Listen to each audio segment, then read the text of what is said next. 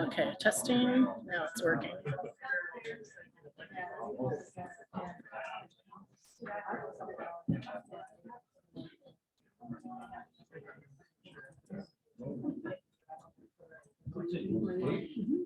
Okay. Yeah. Okay, we're going to go ahead and get started. You want me to use that or this one? Doesn't matter. Okay. Can you guys hear me okay? So thank you again for sitting through this tonight. We have a few new people here tonight. I'd like to introduce Garrett Stevens. He's sitting back here, a young gentleman that just moved to Crook County. He is wanting and interested in starting a Young Republicans group here. And so, so I want to welcome him tonight. If you ask me to print a manual out for you, it's up here. John, is that John Peachy's? Did he get his? You got yours? Okay. John Peachy, your folder's here. Did anybody need one printed out but failed to ask? Okay.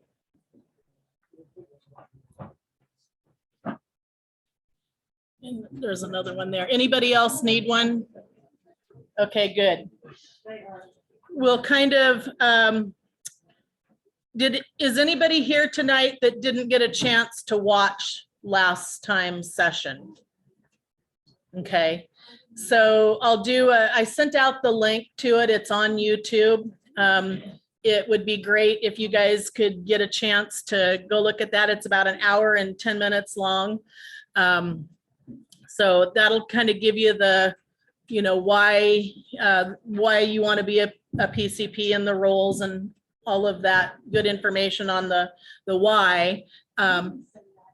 Can I resend it? Yeah. Sure, I can resend it. And then, so tonight, we kind of talked last time about what your roles are and what we need to do. And then tonight, we're gonna kind of talk about, we're gonna go into how to do that.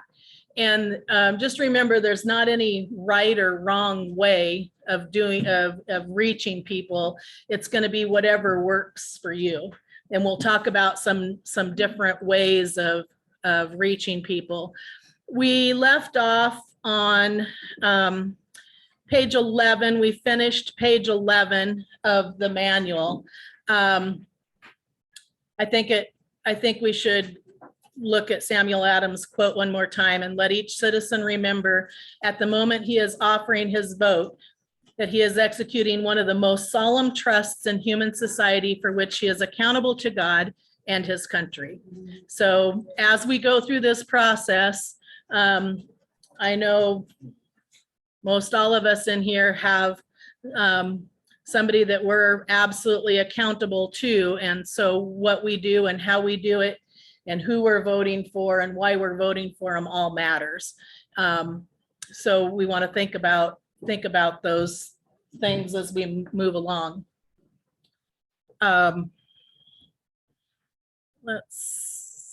Oops, I forgot to start the video.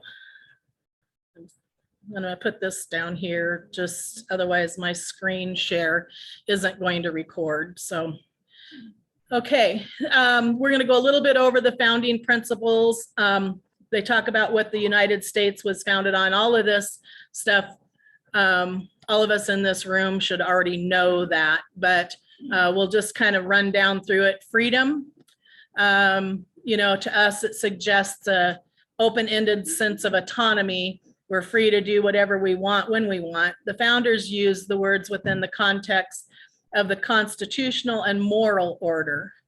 So you can't do anything that you want. The Constitution was set up on you can do anything you want within the moral order, biblical concept, not just go do whatever you want. And that's a huge difference between being a Republican and being a Democrat, is we have those moral orders, such as not killing babies, and the Democrats do whatever they want when they want. So Planned Parenthood is A-okay. So, so we think about the words and how they were used and the intent of the definition at the time. The founders believed our freedoms are bound in reasonable limits and culture restraints. Thus, liberty to them meant balancing rights and responsibilities. And then it goes down through these 10 core principles: liberty, equality, natural rights, consent of the governed, religious liberty, private property, rule of law, limited government, self-government, and independence. And I tried to do some research to find out where that actually came from. And, you know, we had the Federalist Papers, and we had a lot of things that were happening at the time that the Constitution was being written and that our country was being founded, and then when the Constitution was being written. But there's a document called the Essex Results, and it went down through these points in more detail. And that is what they consider the 10 core principles of the United States, of the Constitution. And the Republican Party has in essence adopted those as their core values also. And you guys can line through that link, the origin.heritage.org. That website has gotten rid of all of their founding documents and first principles. That whole section is no longer there. The website is now heritage.org. But I couldn't find any of the historic documents that used to be on that website.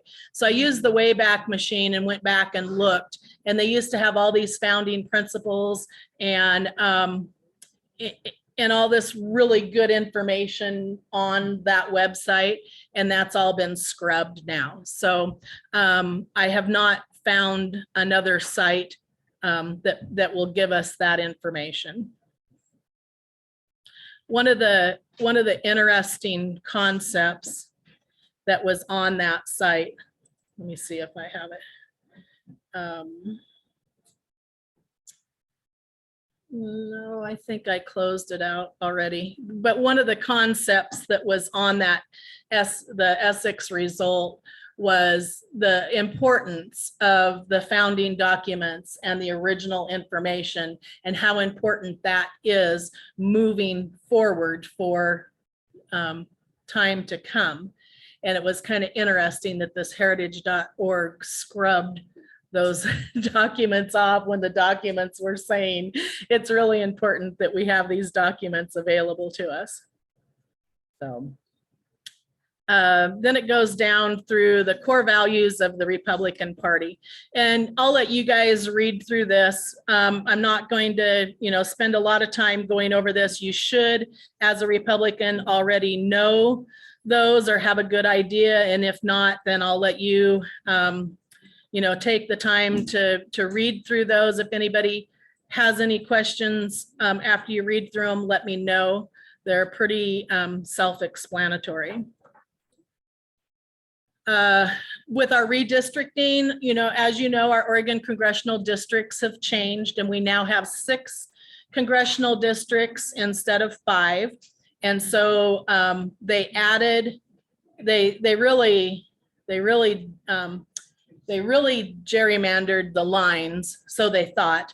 But Oregon is on the Republican target list because we actually have the reality that we can flip 2 of those congressional districts to Republican this election.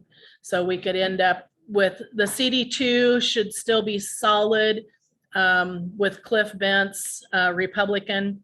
And then they're saying CD6 has a possibility, but CD4, which was DeFazio's, has a real possibility of being flipped Republican, and that is the one that Alex Garlotis is running for.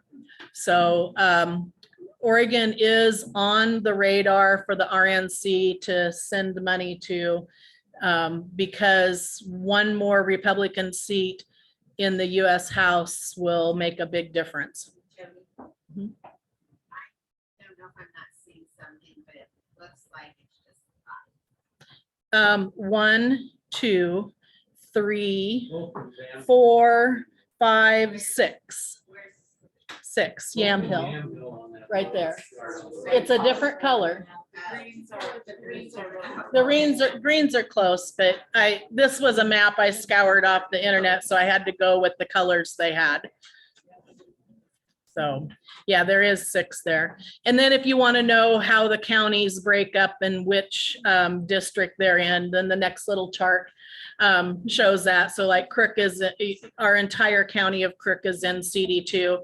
But one thing that they did, Deschutes County used to be entirely in CD2, and they brought a little tail off the west side over to the east side and took a chunk of Deschutes County and put it into CD5. So thinking that they're going to ensure that that is a blue congressional district, and that one also may backfire on them.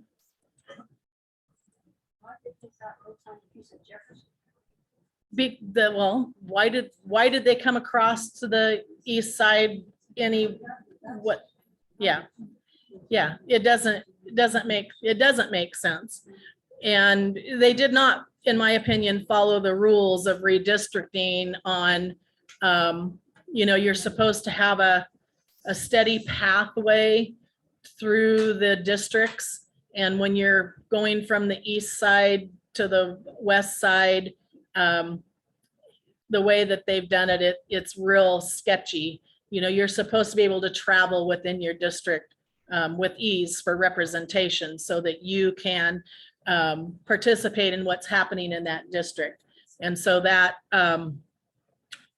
anyhow, that's all politics, and it'll wash out in November, and we'll see how it worked out for them. So the 4th page just tells you who your representatives are. If you don't know, I did put a little footnote on here because until January, Dennis Lithicum is still our state senator, and we are still in House District 55. But when we go to vote, we are going to vote for House District 59 voters. Our House district changed with that redistricting. And Vicky Breeze, it's at the very bottom of, I guess it's page 15, excuse me, I said page 4, I beg your pardon, page 15. So in January, Lynn Findley, who is not up, so the senators, only half of them get reelected every 2 years. And so every 4 years, pardon me, every 4 years. He is not up for reelection. So he retains his seat in Senate District 30, which then becomes our representative. So in January, Lynn Finley will be our representative, not Dennis Lithicum. Senator, yeah.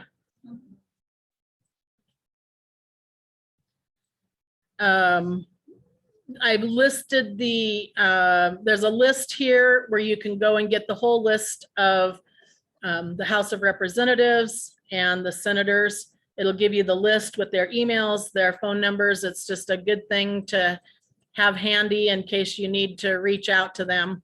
When we do need to communicate with them, there's some tips here on how to communicate, prepare in advance with the pre-written draft before you call, email, or write. Focus on one topic.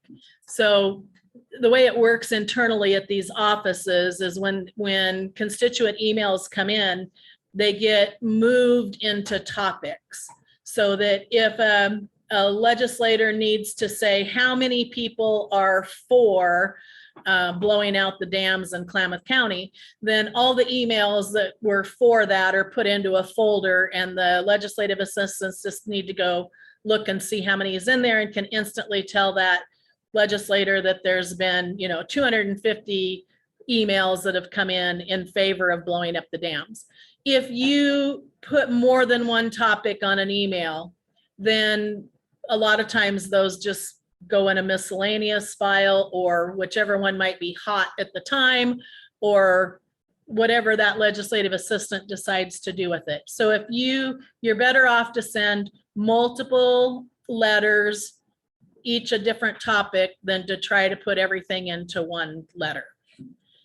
Always cite the bill number, if it is a bill number, or that topic that you're addressing. Be brief, because really we're talking about thousands of emails that come in, and somebody does have to read them, and it isn't necessarily going to be the legislature. And so if you're brief and you say, yes, I'm for, or no, I'm against, it makes it really easy for them to put you in that folder. One thing that's not on here, and you guys can all pencil it in, be brief, be informed and to the point, and be personal. How does that bill or legislation affect you personally? Does this make the water table for your well go down? Is this going to take away the hunting spot that your family has hunted in for the last 50 years? Is this going to cause your child to go to a school that's 20 miles away instead of 2 miles away? How does it affect you personally? And the more personal you can be about it, the more effect that letter has. If you do a form letter, again, boom, they just get moved over. If you do a letter that says, changing these school district lines will cause my child to go to a school 20 miles away instead of 2 miles away, I need you to tell me how this is good legislation. How is this good for the community? Because it's not good for me and my family. You will get a response back. If you sign a form letter that says, we don't like the redistricting, it doesn't work for us, it's bad legislation, and sign your name to it, it's going to go into the form letter file. Yes, it will be counted, but it won't be looked at, and you most likely will not get a response. So make it personal. Don't ever do a form letter. Use the form letter for your guide on what you want to say if you need to. Never use the same sentence as a form letter. Never use the same topic, same subject line as a form letter. Do your own. It'll be more effective.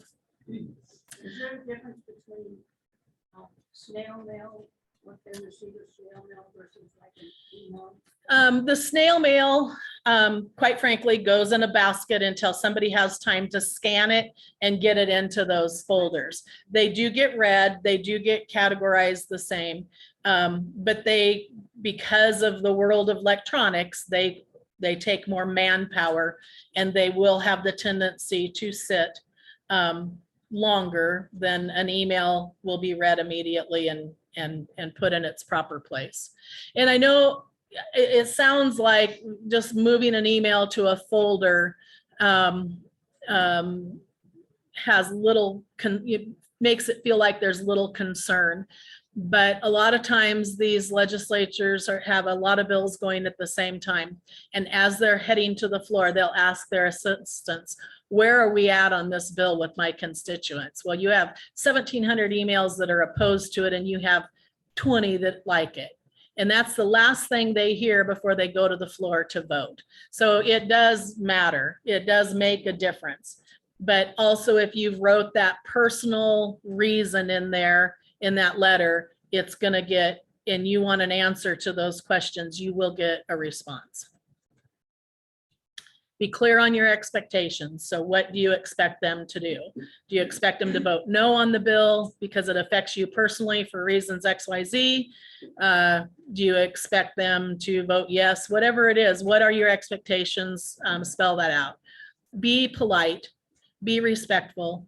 And one thing, one of the biggest, I worked for 2 different legislators this year, and one of the pet peeves that they get that they don't like, it says, you work for me, you need to do what I tell you to do. You would not believe how many emails come in for that. You work for me. You need to do what I tell you to do. Well, let's see. Vicki Breeze Iverson works for about 70,000 people. And that gives you 70,000 different things or ideas on how she should do one thing. So that type of language just gets you moved over into the I don't like it file or I like it file. It's not going to get you anywhere because she works for all the constituents, Democrat, Republican, non-affiliated within her district. Everybody in that district has a voice. And it's up to us to help her hold the line to vote Republican. If she doesn't hear from any of the Republicans, yet all the Democrats send her 10,000 letters, then we must not care if we're not sending the letters, but the Democrats do because they have 20,000 letters telling her how to vote. So not only be polite, but don't be nasty in that, you know, they do work for us. Yes, they work for us collectively. Ron? I mean, some issues are more hot button and bigger than others. Yep. And on some of these big issues, do we have any way to track how kind of input they're getting? Like, hey, we got 1,000 yes, I like that, and only a couple no's. That would be developing a relationship with your representative. I didn't have anybody ask me that from either legislature's email. It's a good question. But I didn't have anybody ask that. And I don't, so the emails are public records. So, you know, you can always do a public records request, how much that would cost or whatever, I don't know. But I don't, that would be developing a relationship with your representative in if they would share that with you, you know, when you ask for it. But again, having that relationship with them and having a conversation with them about the topic they will let you know what they're getting, where they're at with that when you talk to them. I mean, kind of the reason I asked them, there's only so much time.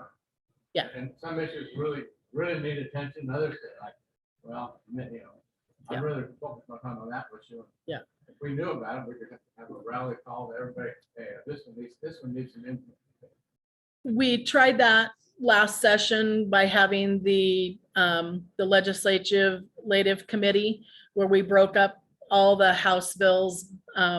We had about 17 people that volunteered to go to look at each committee and the bills that were coming through the committees and reading the bills and determining if those are good, bad, or otherwise, and if it required a call to action to get emails out on that. So once we get back into session again, I'll hit you up to be chair of that committee. It's a huge job, and it is a huge job. There was, I don't even remember, there was 753 bills passed last legislation, and there was like 4,000 presented. It was a horrible job to try and keep up with it from any aspect, no matter what you were doing. So it is overwhelming at times, and it takes all of us working on it to be able to catch those. So anyhow, then it goes into an example of how to write a letter, and we're all adults and we should know that. So that's just a helpful way to send out a letter. Okay. Can I offer a comment? Yeah. You mentioned requesting information under the Freedom of Information Act. That's called FOIA request.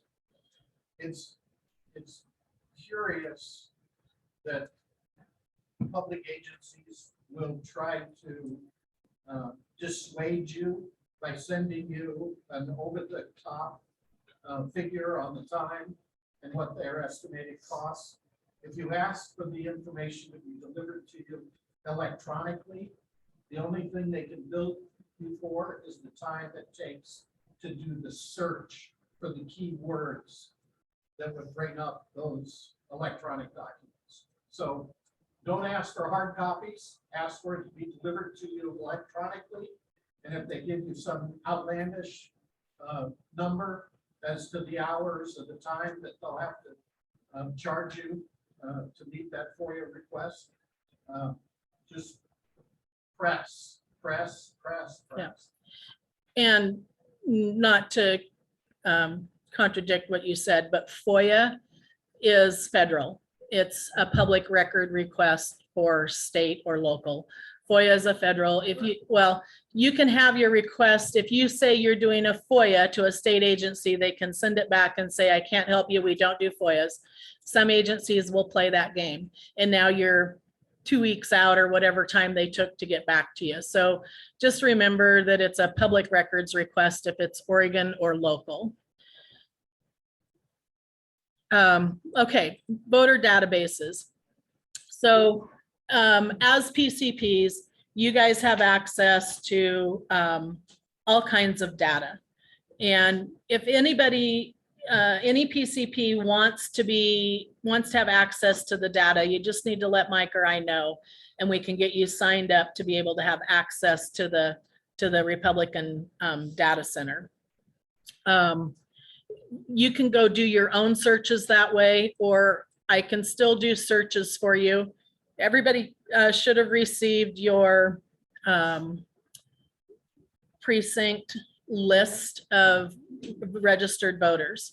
And I pulled that from this data center.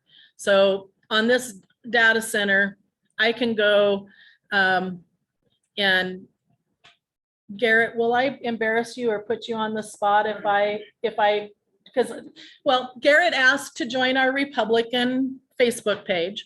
And so when people ask to join, I do vet them. I don't want to let in problems. I spend enough time doing admin over the 4 different Facebook pages that we have. I don't need to add problems to it. So when Garrett said that he moved to the area, that he wanted to get involved, when was our next meeting, I put him in and I looked at this. Now, how do I know which Garrett was him? Well, I would hope that he wasn't this Democrat from Westland or this Democrat from Portland, but I didn't know. So I had to go troll him on Facebook and found out that he was from Damascus, or actually he says Clackamas. He says Clackamas on his Facebook page. So then I figured this must be him. And this database was updated in June. So if he has changed his voters registration since then that's why this isn't updated. Is this you, Garrett? Yeah. Okay, so this is the kind of information that's available to us. So he's 26 years old. His Careful what birthday. you ask for around here. His birthday's just so it's not very far off from his birthday. So happy birthday. Hope you had it. And welcome to Crook County. I have a couple different phone numbers. I'm not going to put him on the spot and ask him if those are right or wrong. This database and all you guys in precinct 17 that did a lot of calling in the primary know how bad this database is. So it tells me that in the same household is Alice Stevens, who's 55. So I would surmise that that's his mom, and that his dad might be James Gilbert Stevens. And then he probably has a brother that's still at home. How close are we? Yep. Go ahead. Okay. And it tells me that his mom's Republican, his dad's Republican, his brother's Republican. This is a good, strong Republican family. There's a lot of them that, one person's Republican and the others are like something else, so he's been active since, actively registered since 2014, and he's classified as a hard Republican. So I don't know. I do know that he's a camo fan. I did find that from his Facebook page. So anyhow, these databases, this information, if somebody wants to have that available to them, we can get you signed up for that. Oops, wrong one. Jody, Yeah. do you do a search by age? Yes, yeah. Yes, so yes, like I said, if we decide to do something, we can get you squared away with a list of young people young Republicans. Okay, so what are we gonna do? We're gonna build our precincts, and how do we do that? So the first thing you gotta do is you've gotta know, you know your neighborhoods, know the businesses in your neighborhoods, know your public entities, the schools, the churches. You want to know, you want to have your precincts and know what's in there. Know your voter profiles so you can look at that list. I can run you numbers that says from that list, if you had 800 people in your precinct, I can tell you how many are Democrat, how many are Republican, how many are NAV. Know those numbers because that speaks to you on where your work is. Become the political expert for the voters in your precinct. So one of the things that we're working on right now, and Mike sent what Christine Drazen sent with the candidate comparisons, we're trying to get a good comparison chart going between Drazen, Kotek, and Johnson. And then it'll behoove you to know those things and have it handy so that when you're talking to voters, you can just point blank say why we don't want Betsy Johnson and why we don't want Tina Kotek.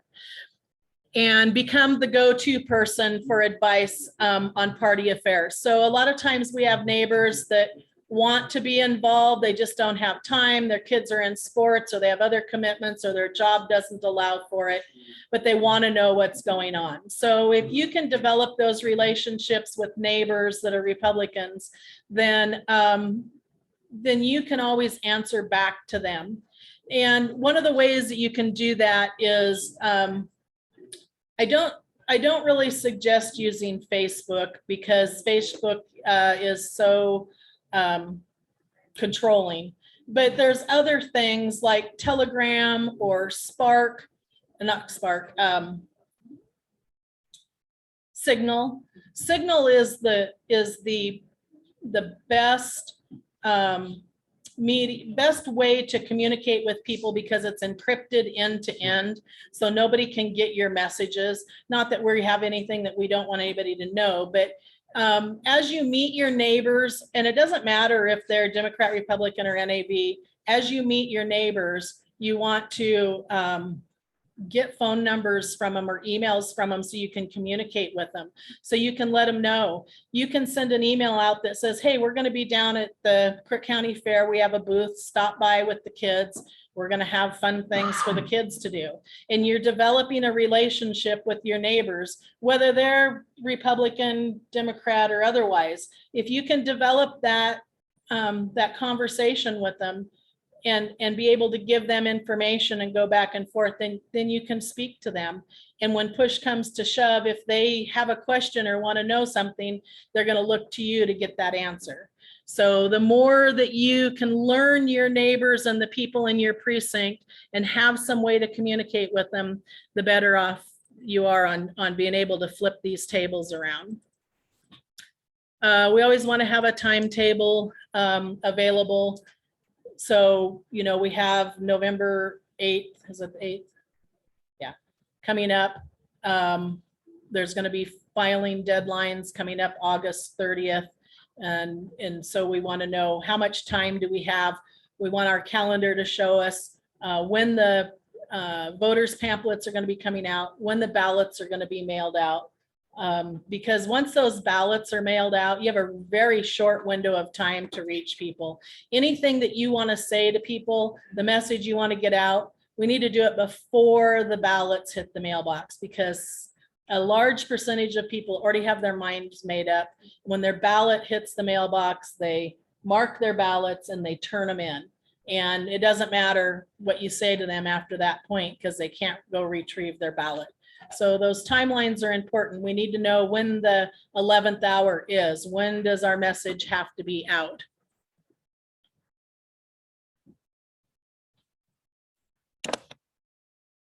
And, you know, if you have a certain amount of goal that you want to reach, if you have 1,700 people in your precinct and your goal is to reach 10%, then give yourself, you know, how many days will it take me how many weekends or how much time to reach out to 170 people in my precinct and make some sort of contact with them. I have a question. Mhm.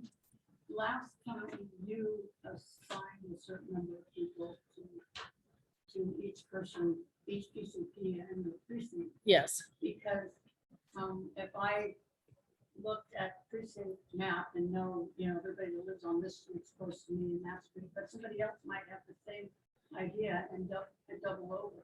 right. and overlap. And so I had asked if people wanted to be a precinct captain to help with that process. And where you live, it's pretty easy to give you an area that doesn't overlap with somebody else, but like up where Doc and Sandy live, and then Ramona lives there, and there's like 5-6 people that are PCPs that all live in a close proximity. So then I have to give them different areas. And so that's why we need someone to help with that, to sit down and how do you cut the pie so that they have part of their neighborhood, yet they have to take on a bigger area. And yes, we have that ability to do that. Voter science is going to be available to us. I purchased it in the primary for some campaigns that I was working on and extended it through the end of November. So we'll be able to use voter science again this time, which, like as Suzanne was saying, I can actually draw a circle or polygon or whatever, and then it will give you the list of registered voters within that area. And you can have it on your phone and you can mark that you've contacted them and make notes and all that stuff. We're gonna have some kind of lanyard, ID badge, something. Yeah, so I have the list and I failed to get them sent off, and I will get that done this week. Did you sign up to get one of the name badges? Okay, yeah. So those will be coming shortly. I just failed to, in trying to get this stuff together, get that note off to her. So yeah, we'll have those badges. So I have up here, I failed to pass them out, but I have maps of every precinct. So if you want a map of your precinct, I have them. And we have large laminated precinct maps that we can put up down at the office. So if you want to stop in and see something a little more detailed, you can do that. So know your area, and then get the data for your area. And then that's where you'll start making contacts. And it's always easiest when you first start doing this to go down the list and just highlight the people that you know that aren't in this room. And then give them a call first and say, hey, I'm a Republican PCP in our precinct now. I don't know if you knew that. And they'll go, what the heck is that? And then you get to explain to them everything that you learned last meeting on what that is. So that's the easiest because you already know them. And then once you get comfortable with that, then making cold calls to strangers isn't as hard. So we'll have precinct maps. I can give you voter counts. I can give you a list of who did or didn't vote in the last election. I can give you a walking list, so I can give them an order of the houses as they come. I can give you the history.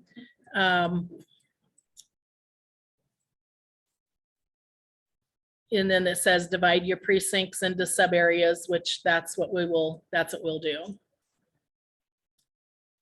So, so canvassing your precincts.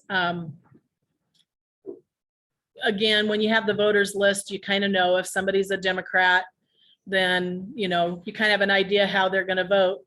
Except with the environment that we're in today, we have a lot of disgruntled Democrats. And so it's really important when we're talking to people that we're not derogative in any way. And you don't want to go out canvassing with the FJB sweatshirts on, because you're trying to reach people in a good way. So, you don't want to offend anybody along the way, because this election cycle, we may not have somebody flip from Democrat to Republican on their voter registration. but we will very likely have a lot of Democrats vote Republican if we can present our Republicans and the message in the right way. And not, hey, you're stupid. Are you going to vote for Democrats again? No, it's going to be, hey, do you want the status quo? Are things going good for you as they are right now? Are you happy with what our governor has done? And if not, then we need to do something different. So, you know, you can look at that list that I give you. It tells you their calculated party. So somebody might be registered Republican and it'll say they're a weak Republican. Somebody might be a non-affiliated and it might say they're a hard Republican. Now the Republican Party has a algorithm that they use to come up with that. A lot of that has to do is if you've changed your voter registration. So if you were a Republican and you changed to NAV, then you're going to be most likely a hard Republican calculation on the NAV. If you are a Democrat, then it's going to be that. So it kind of gives you an idea. It's not carved in stone, but it kind of gives you an idea where that voter is. And you can look at that before you knock on a door or make a call so that you can be prepared on how to approach that person. So, Yeah. I looked at that list from my precinct, Mhm. and wasn't there a terminology up there for someone who switches back and forth? I mean, as far No, as the there's a terminology called swing. Yeah. Okay, so a swing is somebody that they believe can vote either way. They could vote Democrat or they can vote Republican. They're fence riders. Each issue is different. And a lot of times this is gathered from like petitions that they've signed, or you go to the county fair and you put in for a raffle somewhere, and that raffle's determining, if you're a sportsman, it'll tell you whether or not you're a sportsman. So those things are calculated on a bunch of different facts that they come up with. So when somebody's light, does that mean that they don't vote every time, or sometimes they vote When they're weak, or weak means that somewhere along the line, either they were a Democrat 4 years ago and changed to a Republican, so now they might be considered a weak Republican. They may have signed a petition they might be Democrat, signed a Republican style petition of some sort that makes them then a weak Democrat because they're going over to the Republican ways. Okay, let's see. Find and register unregistered voters in the precinct. That's a tougher one to do. And if we can get all of our inactive voters back to active, and if we can make sure everybody in our precincts are registered the way they want to be, a lot of people, if they're NAV and don't know it and want to be Republican, if we can accomplish that first, then we can go deeper and look at who's not registered at all. Those are a little bit harder to pull out to find because they're not in the database if they're not a registered voter. And then of course we'll have materials available. If you want, when you're canvassing, you can pass out Christine Drazen information, or Vicki Breeze Iverson, or any of our Republicans that you want to help support, then you can hand out that material as you go. And then party and campaign visibility, that's our office and that's our booth at the fair and that type of thing. And you can help by being a part of that. And then you're reaching people from your precinct as they come to us.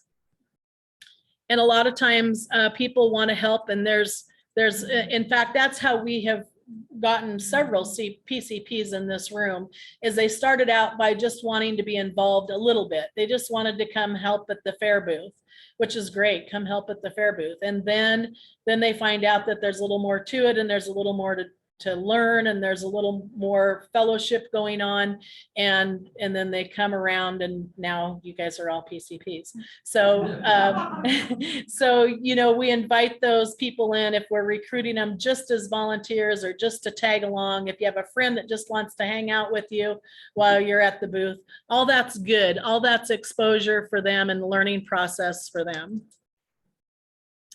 Again, we're always going to want to be brief.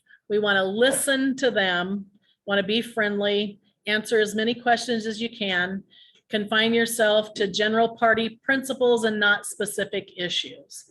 So you're going to go down a rabbit hole with them if you get on an issue and then you start debating.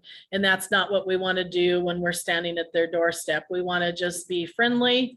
You know, and if you find out that, you know, somebody's adamant one way or another, then the canvassing app, or when you get back home, or that list that you have, you can always make notes on there. We can put those notes into our database and they stay there, so that the next time you go out in a primary, you're going to know that they have a dog that bites and they want to blow up the dams in Klamath Falls. So we know that before we go to the door. So answer as many questions as you can for them. Indicate if asked that the Republican precinct organization is at the service of each voter. So if somebody has questions about a candidate or wants to learn something about a candidate, we're always willing to help get that information to them.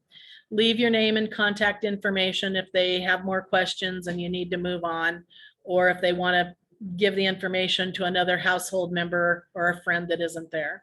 And then again, make those notes as you go so we can record those notes in and make our database really good. Never begin the conversation with, are you a Republican or a Democrat? Because I mean, that's going to be a fight right from the get-go. Try not to get into the controversial issues. So don't start out with, do you want to blow the dams up in Klamath Falls? Don't argue with them. Don't, you know, if they already set on blowing them up, don't argue with them on why they shouldn't. And never make derogatory remarks about any of the other parties, any candidate, regardless of their party, or a Republican officer. So don't throw your fellow Republicans under the bus when you're out canvassing. We have a couple different palm flyers that we have. You know, we have the NAV flyer. We have these available to hand out, and it compares Republicans to Democrats if they're non-affiliated. It kind of makes a, you know, look down the list and see where your beliefs and standards are and what side of the fence are you really on. And then the back has the Secretary of State, my vote links and places to go. And then it says our meetings are the first and third Tuesdays of the month. And then we also have this other palm flyer that's Crook County Republicans, and it kind of goes down through some of our beliefs and election involvement, affecting policy, group growth, some points that these are always good to leave with people, even if you don't want to have a long conversation, but you want them to know you were there. It has our email address on it, has our Facebook. It gives them some information in their hand when you leave, and people like that. And then always have a voter registration card with you. If you don't have the QR code or both, you can always leave the paper voter registration, which does have the link in here. So if they want to go do it online, the link is in here and you can leave that with them if somebody wants to change and doesn't want to do it while you're standing there. Okay. I'm running way over. Let's see what we have here. Let's go over a few things besides going door to door and making calls. We have to do things differently than what we've done in the past. And the two things we've always done, and they are effective, so don't get me wrong, is making calls and going door to door. But we have to start meeting people where they're at. And so you need to, when we talked about knowing your precinct, know where your churches are, your schools, know what events are going on in your precinct or in your county, because we need to go meet those people where they are. So if there is a regional tournament of soccer in Crook County at one of the schools, it would behoove us to put a pop-up on a corner, a business nearby, if we can't get on the school grounds, a business that's nearby, to have that to have that pop up there and meet those people where they're at. Maybe even so much as having free hot dogs or cookies or something to attract them to the booth, because so many people are busy sports with the kids, or they golf, or they, have a zillion different things that they're doing. We're not getting them to come to us. So we have to go to them, and then we can go to them in bigger groups. That's what is effective. One of the things that we found is highly effective, and I don't know about the new owners at Grocery Outlet, but the old owners used to let us put a pop-up there all the time. And so if it is opening weekend of hunting season, granted, there are a lot of people that are not from Crook County, but nevertheless, we're reaching voters. And you have a pop-up and you have a raffle for, a rubber raft. All those hunters are going to stop and, put in for the raffle, see what it is, have a conversation, check their voter registration. We're going to meet the people where they are. They're not coming to us. That we've been using this, trying to do this for a long time, and we can't get the volume. So we need to have community barbecues. If you have a park that has a little covered area, then maybe we need to do a hot dog or cookie social, pie social on a Saturday afternoon or a Sunday afternoon, or if an event's going on, we need to go down there and have free lemonade or something, so that those people are coming to us when there are a lot of people at one time. So think about those kinds of ways to reach people where they are. We'll still continue to do the calls. We'll still continue to knock on the doors. We'll still continue to have our office front, because that has proven they do come to us. And the hotter the issues that are going on, the more they do come to us. But there's still a whole demographics out there that we're not reaching. And we're going to need to reach out to them. So we've got to think about ways to do that. Make sure you log the people that you know in Crook County. And you're not even really confined to Crook County. If you really want to be an activist for Republican values, go down your email list and send a little blurb out about why you're going to vote for Christine Drazen to every family member, every friend on your email list. Be brave and reach out and see what that does. We can use some of the information that we're emailing out to you and forwarding that on and explaining to them what that's all about. And as friends come back and ask you questions, then there is your opportunity to learn the answers to those questions. Get them down, get your comfort zone. And I realize not everybody's going to want to pick up the phone and call somebody. That's not their forte. And I get that. And I don't expect anybody to do anything that's not comfortable to them. But then if you're comfortable being down at the fair, then please sign up for that to be down at the fair. If you're not comfortable knocking door to door, that's fine. Maybe you want to go down the list and help. There's other things that we need to do to clean up our voter rolls. Your precinct should be squeaky clean. And so I went down through a couple different lists during the primary and was able to remove 17 people off the Crook County voters rolls that I personally knew had moved out of state. And it's the criteria or passed away. The criteria is very strict on what Cheryl can remove, Cheryl Seeley, our county clerk, on what she can remove from the rolls. So I either had to give her an obituary if somebody had passed away in Washington that used to be here, was able to give her that obituary and she could remove that off the rolls. Carl and Shannon Shaver that owned Grocery Outlet, I knew moved to Montana. So I was able to go to Montana and look up their new voter registration and send that to Cheryl so she could remove them off of the rolls. Now she still had to call the Montana county clerk to verify, but nevertheless, I did all her homework, all the legwork for her. And so 17 people were removed off the rolls that didn't need to be there. And so our precincts, when we get done, should be squeaky clean. We should be able to track down some of that stuff. And if they're inactive, that's a good phone call. Did you know you're inactive? No. Well, it means that either you moved and they got a change of address, or it means that your signature didn't match on the ballot and they sent you a postcard that you missed. There's various reasons why you're inactive, but gosh, you should check with Cheryl, the county clerk, and she'll tell you what you need to do. Or you can just fill out the new registration card the way you want it and send it in, and that'll take care of it. So did you do that for the Republicans or did you get rid of the Democrats? Honestly, I got rid of anybody that I knew. I got rid of anybody that I knew because I do know some Democrats and some non-affiliated people.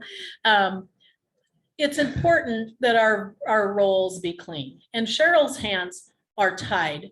If she doesn't have specific information, she cannot remove them from the rolls. And so if we have some extra time to just scan down through the list and you know something, then we can get that to her and she can correct it. And then you have to remember too, there's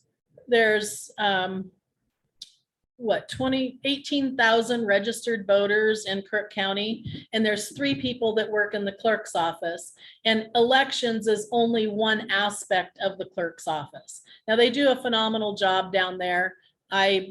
I think everybody in that office is great. Barb is the election person and she does a great job of what she does. But the more we can help them, we're building relationships with the people in our offices. We're building relationships. We're helping them do their job. And then the voter rolls that come back to us are in better situation. So it behooves us to try and do what we can do. Okay, so the rest of this, go ahead and read it through. Some sample letters again, campaign sidekick.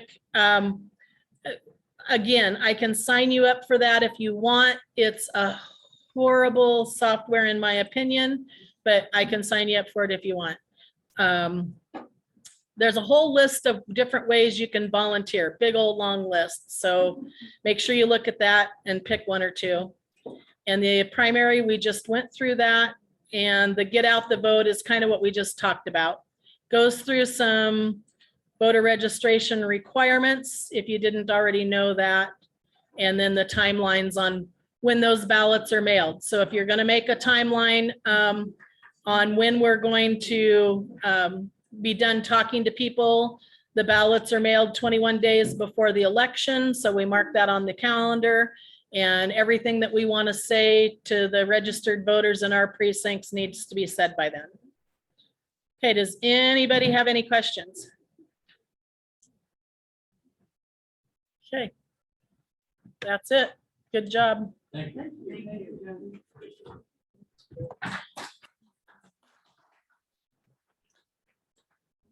Okay, with that, I'll just remind everybody, we do have, we need volunteers for the office, and I have that scheduled here. We need somebody for Friday. But- Yeah, Friday next week, so